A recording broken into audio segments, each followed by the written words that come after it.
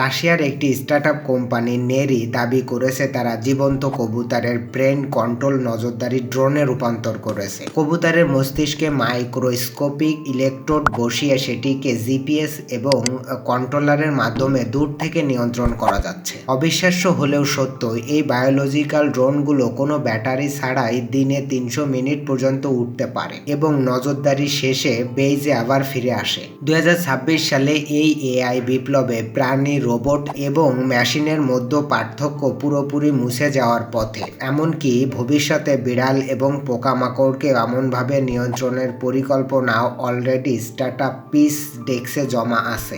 আমাদের পরিবারের সাথে যুক্ত থাকলে এআই আইটি বিষয়ে কোনো না কোনো হেল্প করবো ইনশাল্লাহ। আলিবাবা ও সেন্সর বিপ্লব। লড়াইটা যখন বুদ্ধিমত্তার, তখন আলিবাবা তাদের নতুন ব্রেন ফিজিক্যাল এআই মডেল দিয়ে গুগল এবং এনভিডিয়াকে সরাসরি চ্যালেঞ্জ জানিয়েছে। এই সিস্টেমটি স্পেশিও টেম্পোরাল মেমোরির মাধ্যমে অতীতের ঘটনা মনে রাখতে পারে এবং রোবটের ভবিষ্যৎ পদক্ষেপ আগে থেকে প্রেডিক্ট করতে পারে। আলিবাবার এই মডেলটি 16টি ভিন্ন ভিন্ন ব্যঞ্জন মার্কের রেকর্ড ভেঙে দিয়েছে, যা রোবটের পারফরমেন্স এবং টাস্ক এক্সিকিউশনকে নিয়ে গেছে অন্য মাত্রায়। এদিকে বিজ্ঞানীরা চালের দানার চেয়েও ছোট একটি কৃত্রিম চোখ তৈরি করেছে যা রোবটকে 180 ডিগ্রি ভিশন এবং ঘ্রাণ নেওয়ার ক্ষমতা দেয়। এই সেন্সরটি এতটাই আধুনিক যে এটি বিষাক্ত গ্যাস শনাক্ত করলে মুহূর্তের মধ্যেই নিজের রং বদলে ফেলে এবং বিপদ সংকেত দিতে পারে। টিয়াঙ্গো ও জুনো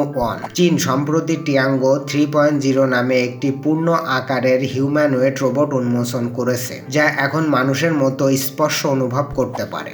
এটি এতটাই শক্তিশালী যে 1 মিটারের উঁচু বাধা অনায়াসেই টপকাতে পারে এবং পিচ্ছিল মেঝোতে নিজেকে সামলে নিতে পারে। অন্যদিকে গিগ প্লাস নিয়ে এসেছে জিনো 1 রোবট, যা মূলত গুদাম ঘরের মানুষের জায়গা নিতে তৈরি করা হয়েছে। লজিস্টিক সেক্টরে প্রায় 50% কম খরচ করার লক্ষ্য নিয়ে এই রোবটগুলো এখন প্যাকেজিং এবং বক্স হ্যান্ডেলিং এর মতো জটিল কাজগুলো নির্ভুলভাবে করছে। এই রোবটগুলো একটি ফাস্ট অ্যান্ড স্লো ব্রেন আর্কিটেকচারে কাজ করে, যা তাদের রিয়েল টাইম দ্রুত সিদ্ধান্ত নিতে সাহায্য করে। এখন বড় প্রশ্ন হলো, যখন এআই চালিত কবুতর আর রোবট আমাদের চারপাশ দখল করে নিচ্ছে, তখন আমাদের ব্যক্তিগত পোষা প্রাণী কি ঝুঁকির মুখে? আপনার কি মনে হয় এআই কি সত্যিই একদিন প্রাণীদের উপর পূর্ণ নিয়ন্ত্রণ নিয়ে নেবে? আপনার মতামত কমেন্টে জানান এবং রোবোটিক্স এই বিপ্লবে আর এই ধরনের এআই আপডেট পেতে সাবস্ক্রাইব করে এআই আইটি গাই পরিবারের সাথে যুক্ত থাকুন।